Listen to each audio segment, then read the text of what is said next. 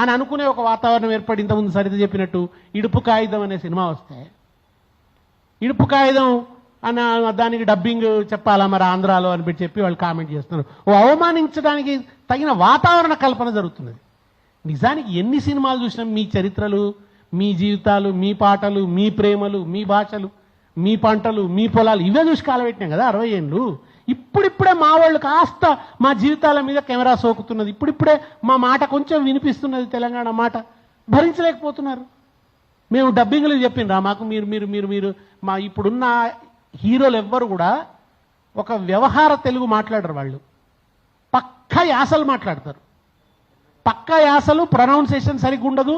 ఆ యాసలని మాట్లాడతారు. ఒక 2-3 హీరోలు అయితే మరి విని చస్తున్నాం కదా, సక్సెస్ కూడా చేస్తున్నాం కదా. ఆ సినిమాలు బోళ్ళని లాభాలు కూడా సంపాదించుకుంటున్నారు కదా. ఇప్పుడే మావాడు ఒకడు వచ్చి మా పలుకుబడిని ఇడుపు కాగితం అని పేరు పెడితే ఇంత ఓరోలేంతనమా? మీకు వ్యవసాయ మిగుల్లోంచి డబ్బులు వచ్చి మీరు సినిమాలు తీస్తే మీ పెద్ద పెద్ద జమీందారులు, ఎస్టేట్లు, ఎస్వి రంగారావు సూటు బూట్ వేసుకొని ఇట్లా ఇంటి మధ్యలో అప్పుడే దాన్ని ఏమంటాం మనం ఇంట్లో మెట్లు ఉండడం ఏమంటాం కదా, డూప్లెక్స్ ఇండ్లుంటే దాని నుంచి ఎస్వి రంగారావు ఆ ఇండ్లే లేవు మా దగ్గర. ఆ సినిమాలు చూసినాం మేము. మీరు నాగార్జున సాగర్ కాలువలలో గూడ వేస్తూ ఆడుతూ పాడుతూ పని చేస్తుంటే అలుపు సొలుపు అది మా ఆట కాదు, మా పాట కాదు. ఆ సమయం కూడా మా దగ్గర ఏటికేతం బట్టి 8 పుట్లు పండించి ఎన్నడూ మెతికెరగరన్నా అన్నది మా జీవితం. ఆ జీవితమే చూపించలేదు. ఆయన ఎవరో ఒక్కరు వచ్చి ఆ మన చిల్లర దేవుళ్ళు అనే సినిమా తీస్తే దాంట్లో ఆ పాట వినబడ్డది. శ్రీలక్ష్మి నీ మహిమలోనే బతుకమ్మ పాట వినబడ్డది. శంకర్ జైకిషన్ వాళ్ళు ఇక్కడ హైదరాబాద్లో ఉండిపోయాడు ఆయన.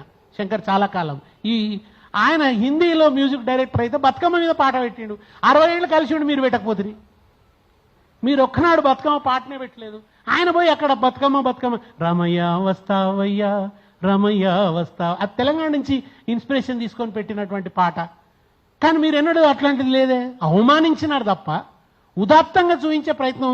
మా వాళ్ళు నక్సలైట్లు అయ్యి ఎన్కౌంటర్లు అయ్యి చచ్చిపోతుంటే ఆ పాత్రలు కూడా మీరే సంపాదించుకుంటుంది. అక్కడ కూడా మావానికి కనీసం పాత్ర ఇచ్చిన పాపన వల్ల ఇవాళకి ఇమిటేషన్ తెలుగే ఉంది సినిమాలలో. ఇమిటేషన్ తెలంగాణ భాషనే తప్ప ఒరిజినల్ తెలంగాణ సౌందర్యం లేదు. తెలంగాణ వాడు ఎట్లా పరాచకం ఆడతాడు, తెలంగాణ వాడు ఎట్లా నవ్వుతాడు, తెలంగాణ వాడు ఎట్లా బాధపడతాడు, ఆ దుఃఖమేంది, ఆ సహజమైన ఆ చిత్రీకరణనే ఇవాళకి లేదు. ఏదో గెట్లా అంటారు. గెట్లా అని కూడా అంటాడు ఆ తెలంగాణ. ఎక్కడ గా వస్తుంది ఆ స్పృహ నీకు లేదు. అది మాకు వస్తుంది. అది నీ అయ్యే జాగిరాని అడుగుడు సులభం. ఎక్కడ గా వస్తుందో కూడా నీకు తెలియదు కదా. గెట్లా అనని ఎక్కడ అంటారు, గెట్లా అననే అనరు అసలు ఎక్కడ కూడా. నువ్వు అటువంటి కృత్రిమమైన తెలంగాణ మాట్లాడుకుంటూ వచ్చి నీ అయ్య జాగిరా అంటే ఏందన్నట్టు. నీకు నా భాషనే రానున్నది, నీకు నా భూమి నీదెట్లయితుంది, నా చరిత్రతో నువ్వు మమేకం కాకపోతివి, నా దుఃఖంతో నువ్వు మమేకం కాకపోతివి, నేను గొడగొడ ఏడుస్తుంటే నా పిల్లలు అగ్నికాహుతే చచ్చిపోతుంటే కూడా నువ్వు వ్యతిరేకంగానే మాట్లాడుతీవి. పైగా తెలంగాణ ఏర్పడ్డ రోజు ఉపవాసం ఉంటివి. ఇవాళ వచ్చి నువ్వు మీ అయ్య జాగిరా అని అడిగితే నిన్ను ఎట్లా తెలంగాణ ప్రజలు ఇవాళ కూడా నువ్వు వచ్చి తెలంగాణ ప్రజలకు దండం పెట్టాలి. తెలంగాణ ప్రజల జీవితాన్ని గౌరవించాలి, నమస్కరించాలి, బతుకమ్మ ఎత్తుకోవాలి, బోనం ఎత్తుకోవాలి, మమ్మల్ని క్షమించండి అనాలి. జరిగిన చరిత్ర ఇట్లా జరిగింది, మేము ఇట్లా చేసేది లేకుండా అనాలి. నువ్వు అట్లా ఏమైనా ప్రయత్నం చేస్తే ఒక అర్థం ఉంటుంది. కానీ వచ్చి నీ అయ్యే జాగిరా అంటే ఇది ఈ అహంకారపు పోకడలు.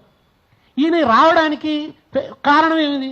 ఇక్కడ ఫెసిలిటేటర్ ఉన్నాడు. ఆయనకు ఓ ఫెసిలిటేటర్ ఉన్నాడు. మళ్ళా వ్యూహం కూడా చూడండి.